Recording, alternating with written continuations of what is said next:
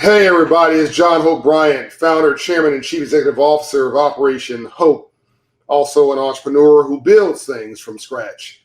So I know a little bit about what it takes to go through transitions, whether you're a community or a country or a company. And America's been going through some things the last 15 months, along with the world. Let me speak very specifically about where we are right now and why I believe you have some reason to be hopeful. Really, the country has gone in the last 15 months, the pandemic, well, since 2020, and that was a reckoning. We've had a reckoning. We're having a bit of a rest right now, very short one. And we're about to have, I think what people are calling for now is a realignment. So let me break that down. And again, talk about why I think you should be somewhat hopeful. But you need to be vigilant and engaged, because what we do now in the next 10 years will affect the next 100 years. So what you do now, you have a chance to play a part in history. That means you.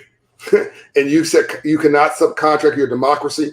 You cannot leave the right to vote to someone else, particularly now when people are challenging really the efficacy of your vote and making it in some cases difficult for you to do so. You need to be more engaged now than ever. You need to be more engaged in every part of your life than ever. You need to be writing letters to legislators, city, state, and federal, to corporate CEOs, to your employer, to your block club. You need to be engaged in your school as they reopen. I mean, this is the time to lean in, because everything matters right now. We're sitting in a moment in history, ladies and gentlemen.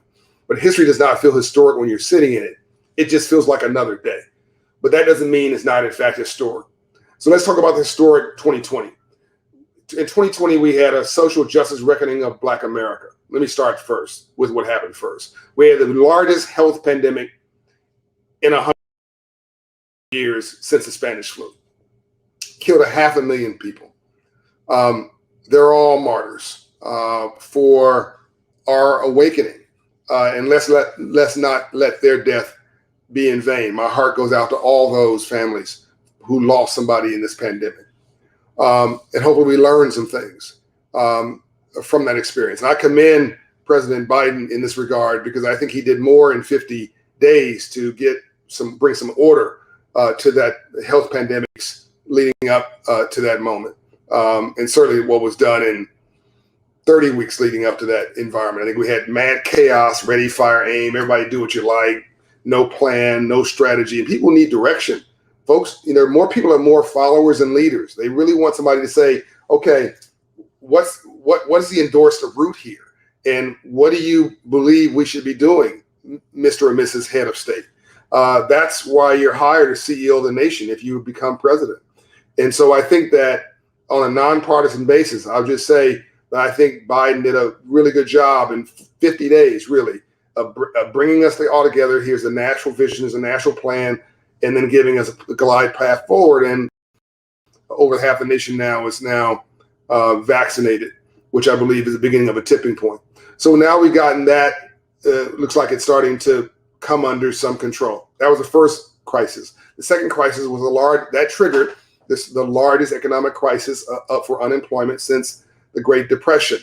And we're still dealing with that. Jobs report out today. We're at about 10%, give or take, in the nation. But Black unemployment, by the way, is double what the unemployment is for the average person. And when you look into the numbers, we don't have time to do this, but I did this on Stephanie Rule show. You can go and watch that. There's a lot of details and there's a lot in those numbers when you unpack it. Some groups are doing better than others, but African Americans are doing, 50% worse than everybody else. And to me, what's happening now is that when mainstream America has a headache, Black and brown folks have pneumonia, even though we're all sick. So whatever happens in mainstream America gets exasperated for those who are least connected. And now we're in a digital world where being connected, it has a premium to it. And literally the investment economy is expanding and exploding and growing, and the workforce economy is stagnating. But I'll get to that in a moment, because I have a plan and suggestion for how we fix that. And I think this pandemic just made all that worse. And you still have women staying at home because I think they don't feel like there's a plan for their daycare, and taking care of their children and how do kids go back, healthy. They want to make sure that everything's right. Again, I'm getting ahead of myself. So you had a global health pandemic. You had the largest unemployment since the Great Depression and an economic crisis. We're starting to recover from the economic part of that. Then you had 400-year-old social justice reckoning of Black America. I now see social justice through an economic lens. I hope you understand when I say that. The color is not black or white or red or blue. It's green. It's not racial primarily. It's not political primarily. It's economic, and it's showing up everywhere, both in our hope and in our despair. And and then we've had a crisis of our democracy with, literally an assault on our capital, which hadn't happened since the British attacked us in 1812. That's a cultural crisis. So really, we're at war in 2020, and it's an undeclared war. But I'm telling you, we need a war plan. We need something on the line of the Marshall Plan after World War II to pivot us into the new in America. America's not a country; she's an idea, and we can make her anything we want. And what we need to make her now is the future. We're the largest economy on the planet. We need to act like it. We're the sole superpower on the planet. We need to act like it because there are folks who want our position in the world, and they are at war with us, whether we think we're at war or not. There are foreign interests, specifically Russia and respectfully China, who want our position in the world. And some of them are not playing fair about trying to get it. And we need to respond. And I think we can play fair, but we need to play fair aggressively and assertively. And attacking each other is not part of that answer, right? This is biblical. A house divided literally cannot stand. So while we've got Republicans and Democrats at each other's throat, and Black people and white people at each other's throat, and law enforcement and community at each other's throat, et cetera, et cetera, et cetera, the outside interests are just laughing. They're just like, yeah, you guys knock yourself out. Argue, please. Because while you're doing that, we are focused on replacing you as a leader in the world. And when that happens, by the way, you never had a global leader who was not an economic leader. So that means your quality of life will deteriorate if we don't fix this. That means whoever you're watching it, that means you. And I said on MSNBC with Stephanie this morning that my rich friends need my poor friends to do better, if only to stay rich. And I mean that because we're all in this thing together. We're all interconnected. That you can take no pleasure from the fact there's a hole in my end of our boat. So it was a reckoning. That was that entire 2020 piece I just mentioned to you. $35 billion of corporate America money was committed to social justice, reckoning on Black America, that part of it. We've had the healthcare piece, I think it was May 14th or thereabouts, where the CDC declared that we had a pivot in the health crisis. You had this incredible commitment from the private sector, very much similar to what happened in the civil rights movement, by the way, because it was the private sector that integrated the South, not the government. The private sector took the lead, and the private sector is even helping with a reassessment of the living wage. They're responding to market conditions where people don't want to go back to dead-end jobs, and they're responding in part by raising wages, which I think is the right thing to do. I think it's 30 years delayed, and you're going to find that most of that money goes back in the economy. So again, my wealthy friends will benefit anyway. All boats will rise, right? So, and now with stimulus, the government stimulus allowed people to take a moment, a breath, and rest. You went from basic survival, then food on the table, and can I pay my mortgage? And now people are like, okay, I got a break here for a second. Let me reassess my life. Do I want to go back to this dead-end job? Is it healthy and safe to go outside? Am I confident about the future? Do I like my life? Do I like my mate? Do I like where I'm living? Do I need to move from urban to rural? Do I need to move from an apartment to a house? Do I need to move from a dead-end job to a career? Do I need to change my skills? And this is where I think we've got this realignment. And this is where I believe we need a war plan. We need a plan that's larger than the problems that we face. We need a plan that's larger than the problems that we face. Again, it's biblical. We need a vision. The Bible says where there's no vision, the people perish. And so this infrastructure bill that's working its way through the House, the Senate, and the executive branch is more than about roads and bridges, which are 50 years behind schedule on being reset and reinvested in. And we need to embed technology into our infrastructure so we aren't getting spammed to death and cyber hostage took by foreign interests, by the way. So we need to upgrade our physical infrastructure, but we need to upgrade our human infrastructure. We need to massively invest in the people. Can I get an amen? Right?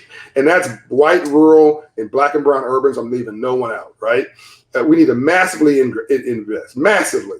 And I'm talking about everything from every high school kid should get a computer class. I mean, technology is everywhere. If you don't have technology embedded in your business or nonprofit, you're in the past. Dr. King said famously, they talk about political inclusion.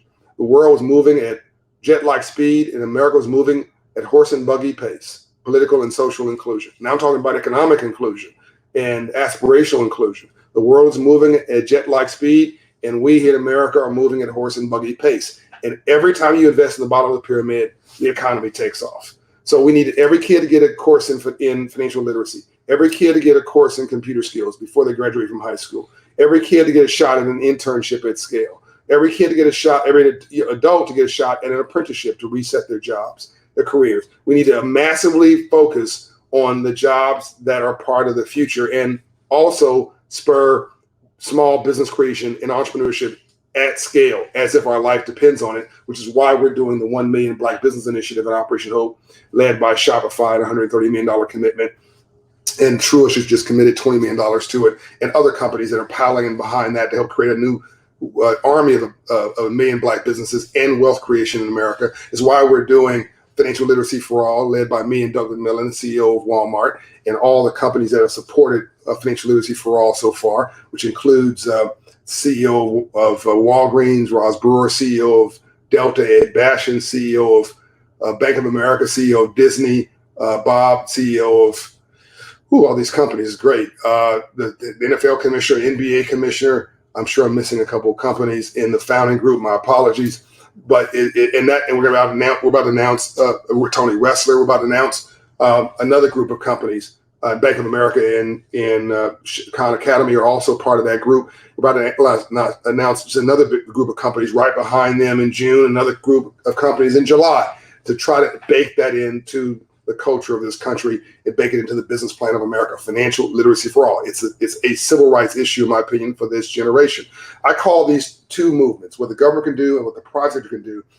The government can do the new Marshall Plan. You can download that online. Maybe my team will put it in the notes, make it easy for you. Read that. That's my 10-year proposed plan for the government to reset America, and it should be that plan plus. And then the third Reconstruction, which I also wrote both for the Milken Institute and for Operation Hope Channel. I wrote, and that's what the private sector can do, and that's financial literacy for all, wealth creation, and corporate inclusion. Okay, I'm out. I want you to be hopeful. We will get through this, and we'll be better on the other side. Just remember, rainbows only follow storms. You cannot have a rainbow without a storm first. Go to Operation Hope. Make your appointment today. We are growing. We have contracts now for 250 physical locations and 2,000 virtual. 1,000 virtual, not virtual, but satellite locations for a total of more than 1,200 locations under contract that will be coming online over the next few years. We'll be the largest delivery system in the country for Uplift, and the best is yet to come. John Hope Bryant, I'm out. Go to operationhope.org to get more information and follow us on all channels.